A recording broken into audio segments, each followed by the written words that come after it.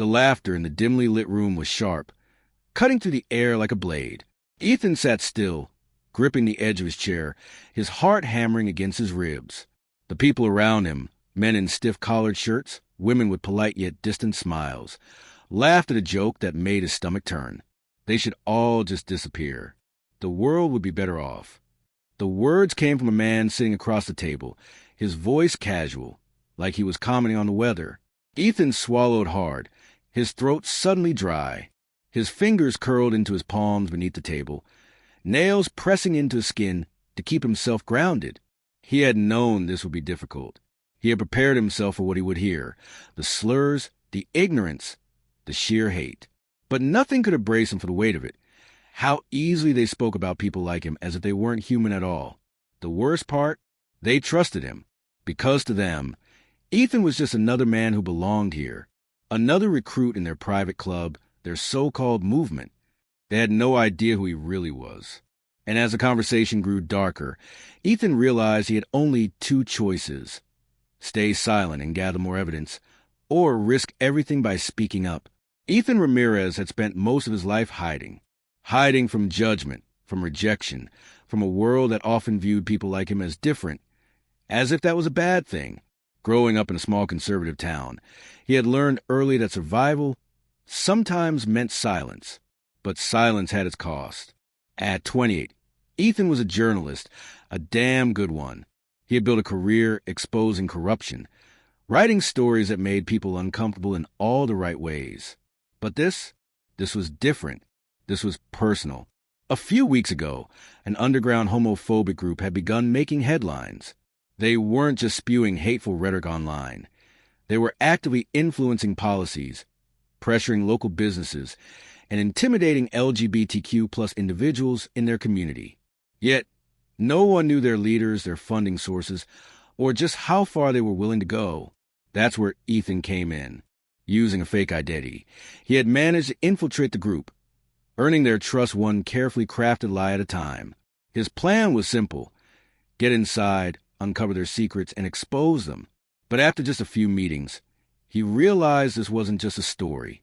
It was a war. The group met in an upscale office building after hours. The setting was deceptively normal: mahogany conference tables, overpriced coffee, sleek laptops buzzing with emails.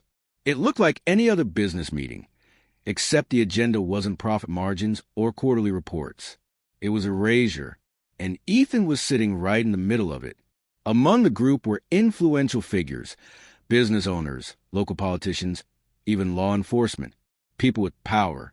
And they had no idea that the quiet, well-dressed man in their midst, the one nodding along, the one listening so intently, was the very thing they despised. At first, Ethan had believed he could separate himself from the mission, treat it like any other investigation. But then he met Daniel. Daniel was new, like him, a soft-spoken man in his 30s with tired eyes and a wedding band that he never seemed to touch. Something about him felt off. Unlike the others, Daniel never laughed at the crude jokes. He never cheered when someone suggested another discriminatory law. And then, just last night, Ethan had seen him slip out early, stepping into a quiet alley to take a call. The name that left his lips made Ethan freeze. "I miss you too, babe." Daniel wasn't just uncomfortable here. He was hiding, just like Ethan. The realization hit Ethan hard. He wasn't the only one trapped in this nightmare. And if he wasn't careful, neither of them would make it out. The air in the room felt heavier than usual, thick with an unspoken tension. Ethan sat in his usual spot at the long conference table, his fingers wrapped around a cup of coffee that had long gone cold. Tonight's meeting had started the same way as always: small talk, coded language, discussions about preserving traditional values. But something was different. The leader of the group, a broad-shouldered man named Gerald Tate, cleared his throat, commanding the attention of everyone in the room. His voice was measured, authoritative. "We have a problem," he said. A few murmurs passed between the members, but Ethan remained still, his heartbeat quickening. Tate continued, "We've been infiltrated." Ethan's stomach dropped. Someone in the room scoffed. "By who?" Tate leaned forward, sliding a manila folder onto the table. Anonymous tip came in. There's a journalist poking around, trying to get dirt on us. Ethan forced himself to stay calm, to keep his expression neutral. His mind raced. Was this a bluff? A scare tactic? Or did they actually suspect someone? Tate tapped the folder. No name yet, but we're close. We have an idea where he's been, who he's been talking to. He let the words linger, his gaze sweeping over the group like a predator watching for weakness. And when we find him, we'll make sure he understands what happens to traitors. A low chuckle spread through the room, but Ethan barely heard it. He focused on steadying his breath, on controlling the fear creeping up his spine. Then out of the corner of his eye, he saw Daniel, sitting 2 seats away. Daniel had gone pale, his hands clenched into fists. His posture was too rigid, his jaw too tight. And for the first time, Ethan noticed it. Daniel was scared. That's when it hit him. The anonymous tip, the urgency in Tate's voice. It wasn't about Ethan. It was about Daniel. Ethan's pulse thundered in his ears. If the group found out about Daniel, if they even suspected, he wouldn't be safe. The realization sent a sharp jolt of adrenaline through Ethan's body. He had come here to expose the group, to report on their corruption and hatred. But now, the stakes were higher than he had ever imagined. This wasn't just a story anymore. It was life or death. And suddenly, Ethan knew what he had to do. He had to protect Daniel, even if it meant risking everything. Ethan barely slept that night. Lying in bed, staring at the ceiling, he replayed every detail of the meeting. The way Tate's voice had carried so much certainty. The way Daniel had frozen, his usual distant demeanor cracking into something raw and vulnerable. Ethan had thought he was alone in this. But now, there was someone else at risk, and he had no idea if Daniel even realized it. The next day, Ethan made his way to a coffee shop a few blocks from his apartment, a small, quiet place where he could think. He needed a plan, something to get Daniel out before it was too late. Before he could get his coffee, he heard a voice behind him. You always look like you're thinking about something too much. Ethan turned. Daniel. His heart pounded. How had he not noticed him before? Had he been followed? Was Daniel already under suspicion? Ethan forced a small smile. Occupational hazard. Daniel gave a soft chuckle, but there was no amusement in his eyes. Instead, there was a heaviness, a knowing look. He knew. They took a seat at a table near the window, the city bustling outside. Ethan hesitated before speaking, unsure how much to reveal. But Daniel beat him to it. You know, don't you? Daniel's voice was quiet, barely above a whisper. Ethan nodded. They think someone's undercover. I don't think they suspect me yet. He hesitated. But I think they're looking at you. Daniel exhaled sharply, running a hand through his hair. I knew it was only a matter of time. A silence stretched between them before Ethan leaned in. Why are you even in that group, Daniel? You don't belong there. Daniel let out a bitter laugh. You think I don't know that? His voice was strained, laced with something Ethan couldn't quite place. Anger? Fear? Regret? My brother is one of them. I thought if I could, I don't know, change his mind, show him I wasn't some stereotype he despised, maybe he'd... His voice cracked, and Ethan felt his chest tighten. Daniel shook his head, looking away. But it doesn't matter. To them, I'm already a traitor. A mistake. Ethan swallowed hard. He understood that feeling more than he wanted to admit. The desperate hope that someone you love would see you, accept you, instead of turning away. You don't have to stay in this, Ethan said firmly. We can get out. I have evidence. If I can just gather a little more, I can expose them. We can stop them. Daniel met his gaze, and for the first time, there was something else there. Hope. But then his expression darkened. You don't get it, Daniel said. If we expose them, they won't just take a PR hit. They'll come after us. These people, they don't forgive betrayal. Ethan knew Daniel was right. These weren't just online trolls or protesters waving signs. These were people with real power. If they struck back, it wouldn't just be character assassination. It could be worse. But that didn't change the truth. We still have to do it, Ethan said. Daniel exhaled shakily, his fingers tapping against the table. Finally, he nodded. Then we'd do it right. For the next 2 weeks, Ethan and Daniel worked together in secret. Every meeting, every whispered conversation, every file left open on a desk, Ethan documented everything. It was dangerous. One wrong move, one slip-up, and they could both be in serious trouble. But there was something empowering about it, too. For the first time, they weren't just surviving, they were fighting back. Then one night, everything went wrong. Ethan arrived at the office for another meeting, but Daniel wasn't there. That wasn't like him. They always kept in contact, always made sure they had an exit plan. A knot formed in Ethan's stomach. Then he got the text. They know. Run. Ethan barely had time to process it before the doors slammed shut. Tate stood near the entrance, his arms crossed, his expression unreadable. Funny thing, Tate said, voice low. We found out who the rat is. Ethan's blood ran cold. His cover was blown. And Daniel was nowhere to be found. Ethan's mind raced, his heart pounding so hard he could barely hear over the rush of blood in his ears. They know. The room was suffocating, the air thick with an unspoken threat. The other members stood in a loose semicircle around him, blocking the exits. Tate took a slow step forward, his presence overwhelming. You've been real clever, haven't you? Tate's voice was eerily calm, but his eyes burned with something dangerous. Sneaking around, recording things you shouldn't, lying to our faces. Ethan forced himself to stay still, to keep his expression neutral even as panic clawed at his throat. Tate smirked. Thing is, Ethan, you're not as smart as you think. We've been watching you. The word sent a fresh wave of terror through him, but he refused to let it show. Where's Daniel? Ethan asked, his voice steady despite the fear threatening to paralyze him. Tate's smirk widened. Why? You worried about your little friend. Something about the way he said it made Ethan's stomach lurch. If you've heard him, Ethan started, but Tate cut him off with a cold chuckle. Relax. He's alive. For now. That, for now, was a dagger to Ethan's gut. Tate stepped even closer, his voice lowering. See, people like you? You're a disease. A sickness. His eyes gleamed with something cruel.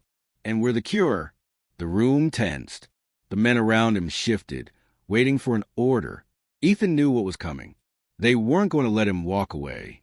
And Daniel, if he was still alive, he was running out of time. Ethan swallowed hard, forcing himself to think, to focus. His hands curled into fists at his sides. He had one shot, taking a slow, steady breath. He raised his chin and met Tate's gaze head-on. You're afraid, Ethan said. Tate blinked, his smirk faltering just slightly. You act like you're powerful, Ethan continued, his voice gaining strength, like you're in control. But the truth is you're scared. That's why you hide behind these meetings. That's why you attack people who don't fit into your little idea of the world. Tate's expression hardened. Shut your mouth. Ethan stepped forward, closing the space between them. You want to scare me? Hurt me? Fine. Do it. His voice was firm, unwavering, but it won't change the truth, and it won't stop people from seeing what you are. For the first time, something flickered in Tate's eyes. Uncertainty. Ethan knew he was playing with fire, but he pressed on. You've already lost, he said, voice steady. Even if you stop me tonight, the truth is out. People will know. They'll see you for what you are. A heavy silence filled the room. Tate's jaw clenched, his hands balled into fists. Then, a loud crash. The door burst open. Daniel. He was bruised, his shirt torn, but his eyes were fierce. We have to go. Now. The second of distraction was all Ethan needed. He moved, faster than they expected. He lunged for the closest man, shoving him aside, then darted toward the door. Daniel was already running, and Ethan was right behind him. Shouts erupted. Footsteps thundered after them. But Ethan didn't stop. He had made his choice, and he was getting them both out, no matter what. Ethan and Daniel ran to the darkened streets, their breaths ragged, their hearts slamming against their ribs.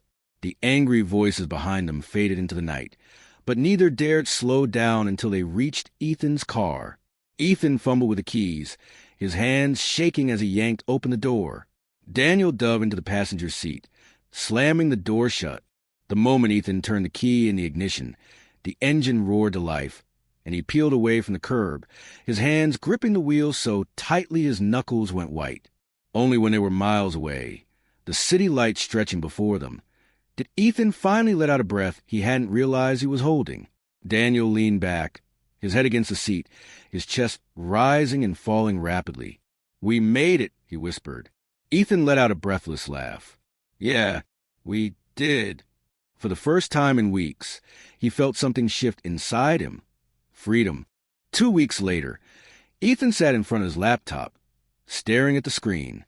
The video file was queued up, ready to go live. Every muscle in his body tensed. This was it. The moment he exposed everything. He glanced at Daniel, who sat beside him, a nervous but encouraging look on his face. "You sure about this?" Daniel asked. Ethan exhaled slowly. "I have to be." With one final click, the video uploaded. It didn't take long for the internet to explode. The footage Ethan had secretly recorded, the slurs, the threats, the plans to spread hate, was undeniable. The men in the group had always operated in the shadows, but now the world saw them for what they truly were, and the world fought back. The video went viral. News outlets picked it up. Protests formed outside the group's headquarters. Law enforcement got involved. One by one, the group members lost their jobs, their reputations, their safe little echo chamber. And Tate? Ethan watched as his former leader stood in front of the cameras, trying to defend himself. But the world had seen the truth. There was no hiding now. The power dynamic had shifted. For the first time, they were the ones afraid. A month later, Ethan stood on the steps of a university auditorium, facing a packed crowd. Students, activists, and members of the LGBTQ plus community filled the seats, their eyes locked on him. He took a deep breath, gripping the microphone. "There was a time when I thought staying silent was the only way to survive," he began. His voice was steady, strong. "I thought blending in, hiding, was my only option. But I was wrong." He glanced at Daniel in the front row, who gave him an encouraging nod. "Staying silent gives power to those who thrive on hate." Ethan continued. "Speaking up, even when it's terrifying, even when it feels impossible, that's how we change the world." A wave of applause washed over him, and for the first time in a long time, Ethan felt light. He had risked everything, and he had won, because he wasn't just surviving anymore. He was living. A year later, Ethan sat at a cafe by the window, watching the world move around him. The city felt different now, brighter, lighter. Or maybe it was him who had changed. He sipped his coffee, his phone buzzing with notifications. Messages from strangers poured in. "Thank you for speaking up. Your story gave me courage. I finally came out because of you." Every time he read them, a warmth spread through his chest. He had spent so long feeling like an outsider, like his voice didn't matter. But now, he had built something real. A platform, a movement. People were listening, and change was happening. Across the table, Daniel grinned at him. "You know, you're kind of famous now." Ethan chuckled, shaking his head. "I didn't do this for fame." Daniel raised an eyebrow. "I know, but you did it. You made a difference." Ethan looked out at the world beyond the window, his heart steady. The past still lingered in the shadows, but it no longer controlled him. For the first time in his life, he wasn't hiding. He wasn't undercover. He was free, and he wasn't alone.